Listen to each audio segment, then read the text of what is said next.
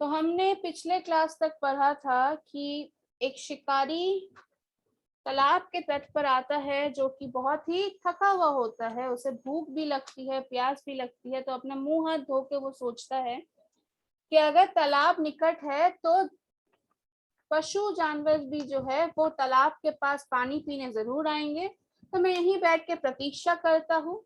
तो प्रतीक्षा करने के लिए वे निकट के पेड़ पर चढ़ जाता है। तो वो एक हिरनी को देखता है जो तालाब में पानी पीने के लिए आती है, और जैसे ही शिकारी अपने बाण में अपने धनुष में बाण को चढ़ाता है, वैसे ही हिरनी की नजर शिकारी पर जाती है। तो हिरनी कहती है कि तुम मुझे कुछ क्षण दो, कुछ समय दो, मैं जाकर अपने बच्चों को दूध पिला आती हूँ और उसे अपनी सहेली के पास सौंप कर मैं वचन देती हूँ मैं फिर से तुम्हारे पास जरूर आऊंगी, फिर तुम मुझे मार सकते हो। तो बहुत सोच विचार करने के बाद शिकारी हिरनी को जाने देता है। तो वो सोचता है अगर मेरे भाग्य में दूसरा शिकार लिखा होगा तो मुझे जरूर मिलेगा। नेक्स्ट, थोड़ी देर बाद वहां बड़े सींगों वाला एक सुंदर हिरन पानी पीने आया। शिकारी ने जब उसे मारने के लिए धनुष पर बाण चढ़ाया तो हिरन ने देख लिया। वह बोला, भाई शिकारी, अपनी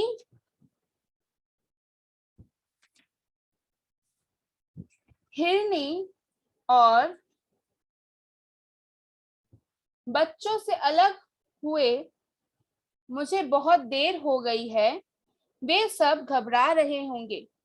मैं उनके पास जाकर उन्हें मिल लूं और उन्हें समझा दूं, तब मैं तुम्हारे पास अवश्य आऊंगा। इस समय दया करके तुम मुझे चले जाने दो। शिकारी झल्ला उठा। उसे बहुत भूख लगी थी, लेकिन हिरन को उसने यह सोचकर चले जाने दिया कि मेरे भाग्य में भूखा ही रहना होगा, तो आज और भूखा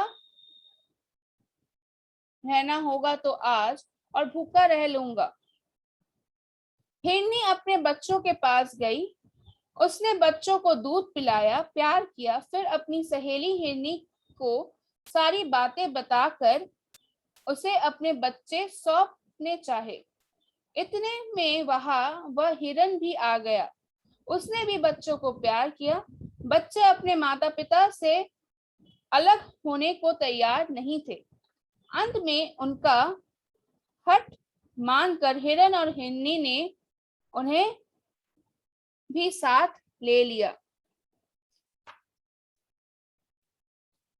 तो जब शिकारी ने हिरनी को छोड़ दिया तब उतने देर में, मतलब थोड़ी ही देर में, सींगों वाला एक सुंदर सा हिरन पानी पीने तालाब की तट पे आ गया। सींगों वाला means the animal which have horn. Noroz, sit properly. The deer which was having horn. तो एक सींगों वाला एक सुंदर सा हिरन तालाब में पानी पीने आया। शिकारी ने जब उसे मारने के लिए धनुष पे बाण चढ़ाया तो हिरन की नजर शिकारी पर गई और वे बोल उठा कि भाई शिकारी, तुम मुझे थोड़ा सा समय दो, मुझे अपने परिवार से अलग हुए बहुत समय हो गया है। मेरी पत्नी, मतलब मेरी अपनी हिरनी और बच्चों से मुझे एक बार मिलकर आने दो, वे घबरा रहे होंगे। मैं उनके पास जाऊंगा, मिलकर उन्हें समझा दूंगा और फिर मैं अवश्य तुम्हारे पास वापस आ जाऊंगा। इस समय मुझ पर दया करो। शिकारी यही सुन के झल्ला उठा। झल्लाने का मतलब होता है गुस्सा हो गया या थोड़ा सा रुष्ट हो गया। फिर भी उसने सोचा कि अगर मेरी भाग्य में, अगर मेरी किस्मत में आज भूखा ही लिखा है, भूखा रहना ही लिखा है, तो मैं भूखा रह लूंगा। तो उसने हिरन को वापस जाने दिया। हिरनी अपने बच्चों के पास गई, उसने बच्चों को दूध पिलाया और प्यार किया। फिर उसने अपनी सहेली हिरनी को सारी बातें बताई और उसे बच्चे सौंपने ही वाली थी कि उतने देर में हिरन भी वहां आ पहुंचा। उसने भी बच्चों को बहुत प्यार किया और सारी बातें बताई। परंतु बच्चे अपने माता पिता को छोड़ने के लिए तैयार नहीं थे और बच्चों के हट के सामने वे झुक गए और हिरन और हिरनी ने उन्हें भी अपने साथ ले लिया। तालाब के पास आकर हिरन ने शिकारी से कहा, भाई शिकारी, अब हम लोग आ गए हैं, तुम अब हमें अपने बाणों से मारकर हमारे मान से अपनी श्रद्धा तृप्त कर लो। हिरन और हिरनी की सच्चाई देखकर शिकारी को बड़ा आश्चर्य हुआ। वह पेड़ से नीचे उतर आया और वह सोचने लगा, ये हिरन पशु होकर भी अपनी बात के कितने सच्चे हैं। ये प्राणों का मोह छोड़कर सत्य की रक्षा के लिए मेरे पास आए हैं।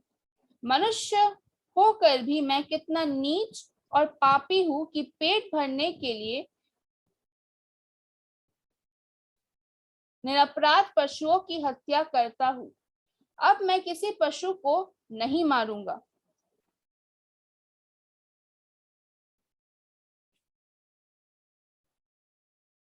तो तालाब के पास हिरन अपने परिवार के साथ आता है और शिकारी से कहता है, भैया शिकारी, अब हम आ गए हैं, अब तुम हमें मारकर अपनी भूख मिटा सकते हो।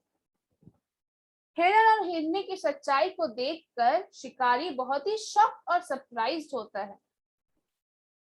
वह यह सोचता है कि ये लोग पशु होकर भी अपने बात के कितने पक्के हैं, कितने सच्चे हैं कि अपने